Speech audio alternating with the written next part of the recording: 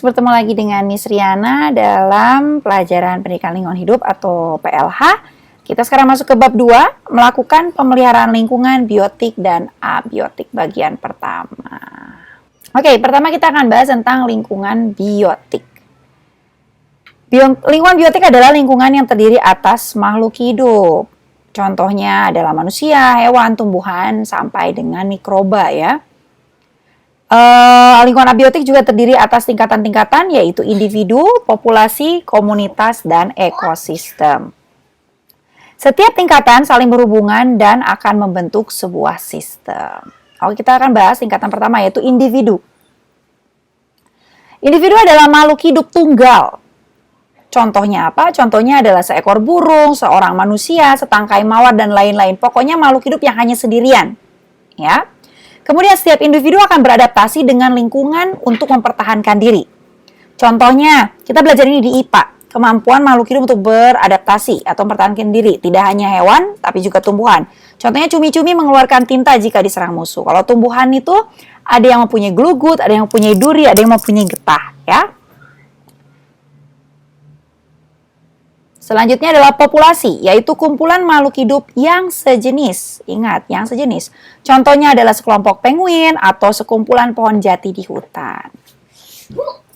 Perubahan populasi akan dipengaruhi oleh ada namanya faktor kelahiran atau natalitas. Semakin banyak yang lahir, ya populasinya semakin banyak. Faktor kematian atau mortalitas, semakin banyak yang mati, maka populasinya akan semakin sedikit. Lalu juga ada makhluk hidup yang datang atau imigrasi. Lalu ada makhluk hidup yang pergi atau emigrasi. Maksudnya datang atau pergi ke dalam suatu populasi ya.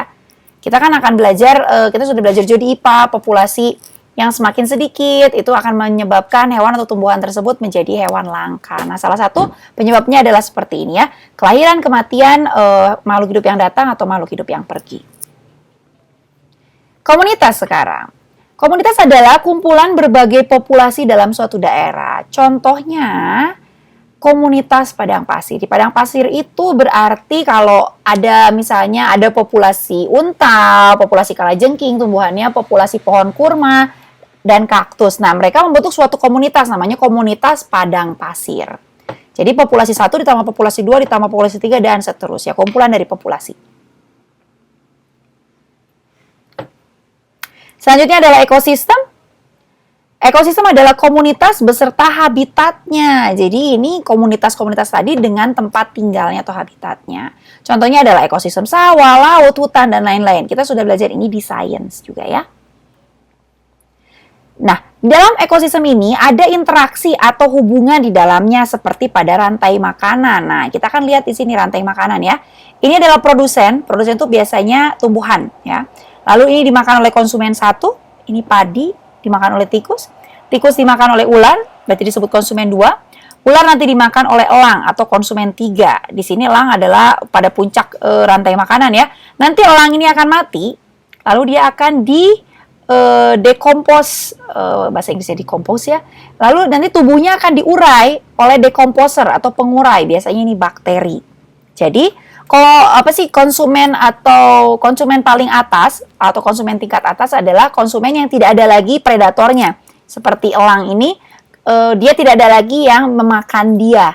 Jadi dia adalah konsumen tingkat paling atas, sehingga dia hanya akan bisa mati, lalu akan diuraikan. Tentunya bisa saja sinis kan kalau diburu, iya bisa saja. Tapi secara alami di alam tidak ada predatornya. Kemudian sekarang kita beralih ke lingkungan abiotik, yaitu lingkungan yang terdiri atas benda tak hidup. Ini adalah kebalikan dari lingkungan biotik.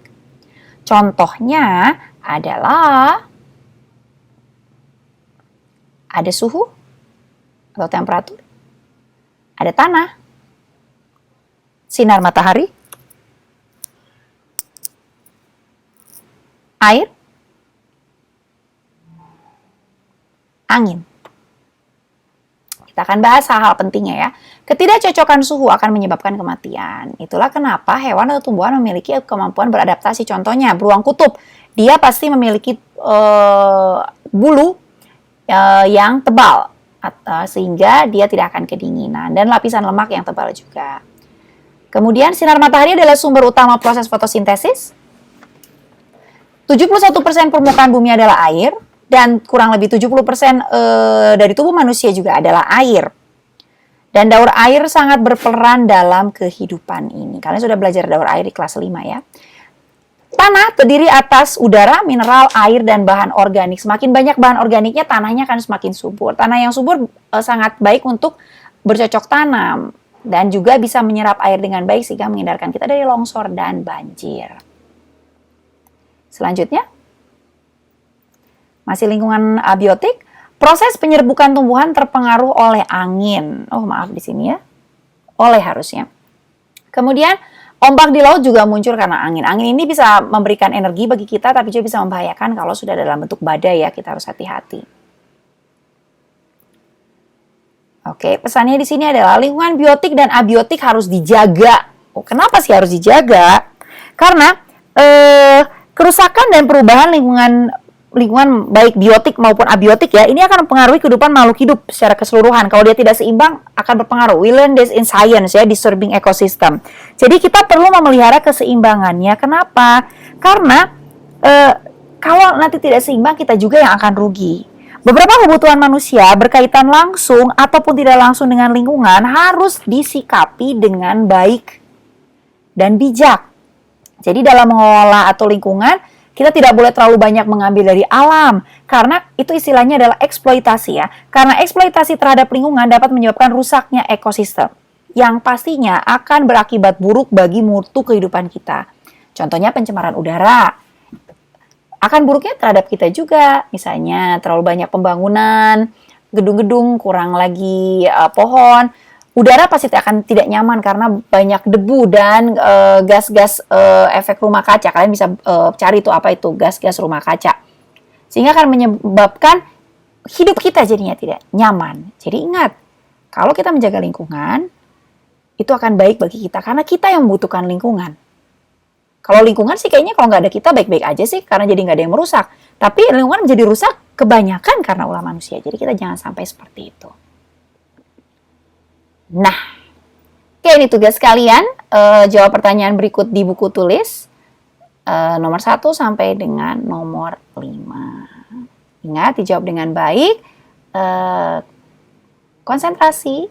Dan juga menggunakan jawaban lengkap ya. Sumbernya Miss Riana ambil dari buku PLH kelas 6 terbitan Erlangga dan dari berbagai sumber lainnya. Baiklah, sekian dari Miss Riana. Terima kasih, sampai jumpa. Tetap sehat dan semangat. Terima kasih.